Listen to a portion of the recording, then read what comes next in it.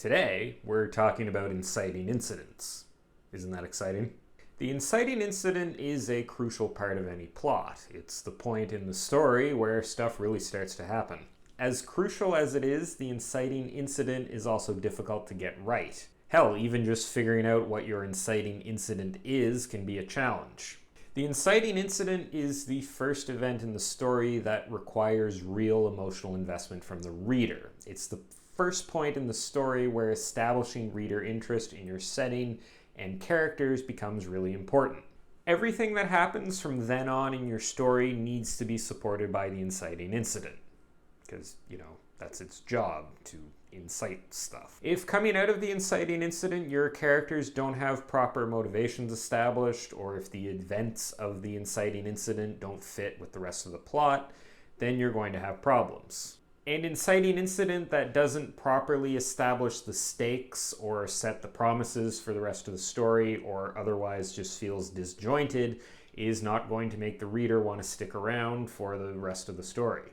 So let's talk about what the inciting incident is, what purpose it serves, when it should occur in the story, and how to write one well. And let's also see how many takes I ruin because I screw up saying inciting incident. The most basic definition of an inciting incident is that it's the event that disrupts the status quo for the protagonist and leads them to act. Although this definition quickly gets complicated. There's kind of two separate parts to the inciting incident. First, you have the event that upsets the status quo, and then you have the point in the story where the protagonist decides to do something about that event. And depending on who you talk to, either one or both of these will actually constitute the inciting incident. That's where the definition and pinning down the inciting incident can get complicated. You also don't need to have both pieces. Sometimes the protagonist decides immediately to start dealing with the problems from the inciting incident. Other structures, like the hero's journey, make a big deal about the hero initially refusing and then deciding to accept and go on to fix the thing.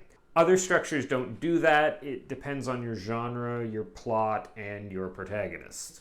Ultimately, I don't think categorizing a specific event as the inciting incident or tracing it to an exact point in the narrative is that important. The important part is making sure that the status quo is sufficiently disrupted and that the protagonist decides to act on that disruption, which launches the story into the next section. As you can probably guess, this is something that should happen fairly early in the story. Obviously, if it's what sets the story in motion, you need to have enough story after it sets things in motion. General consensus here seems to be that it should happen no later than the first quarter of the story. I think that's a reasonable rule of thumb, not always the case, but it's a good kind of guiding starting point. Having an inciting incident too late in the story presents some problems. The reader is going to be bored or constantly wondering when the actual story is going to start. Of course, putting it too early can be just as problematic. I kind of touched on this last week when we talked about the beginning part of a plot. The main purpose of this section leading up to the inciting incident is to ground the reader in the setting and introduce them to the characters, to firmly establish the status quo of the world in the reader's mind. If you set the inciting incident too early in the story before the status quo is properly established, then your inciting incident may not have the desired impact. You can start the story off with a very dramatic battle with heads of people the protagonist cares about flying around all over the place, but if the audience isn't sufficiently grounded in the protagonist's world, and more importantly, doesn't know about or care about any of these characters, then that kind of inciting incident is not going to have much of an emotional impact. You need to make sure that you've established these things, that you've built reader sympathy for any characters that you want to knock off during the inciting incident, and make sure that the reader is grounded enough in the world that they can properly understand the impact of the inciting incident when it happens. So there's no hard and fast rules on when the inciting incident should occur.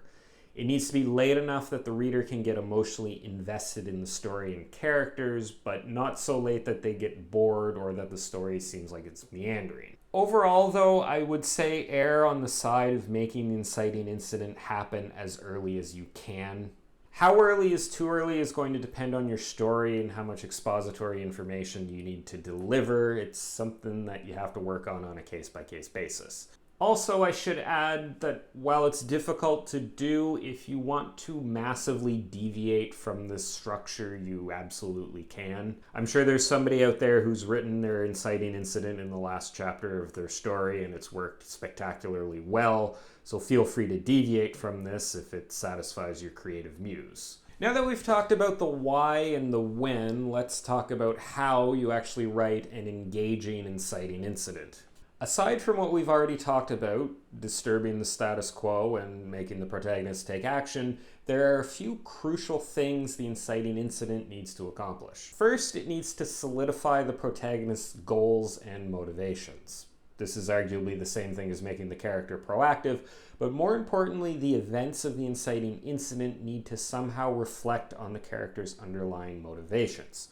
Something important to them needs to have been affected, which is what gives them the incentive to actually act on it. The inciting incident also needs to establish the stakes for the narrative. This is what the hero stands to lose or will fail to gain if they don't become proactive. An important element of a good inciting incident is that the character has no choice but to act on it, and going back to their life before the story started becomes impossible. I have a whole video on stakes if you want to check that out, but generally the inciting incident is where the major stakes of the story get established, with the potential increase in the stakes throughout the story. Along with the stakes, the inciting incident also makes some promises or foreshadows where the story is going. How much of this and what this looks like depends on what kind of plot you have, but you usually want to give the reader some view into what direction the story is going. If it's a revenge story, we should probably know who the protagonist wants revenge against, and also probably why they want revenge. If it's a murder mystery, we probably want to find out who the murderer is. If it's a MacGuffin chase, we generally want to know what the MacGuffin is, and optionally why everyone wants it. We don't always have to know those details when it's a MacGuffin. Even if the inciting incident doesn't create a to-do list for the protagonist to knock off, it should still give them a clear goal and raise some important questions. This is really what I think separates a good inciting incident from a bad one, besides everything else I've talked about in this video.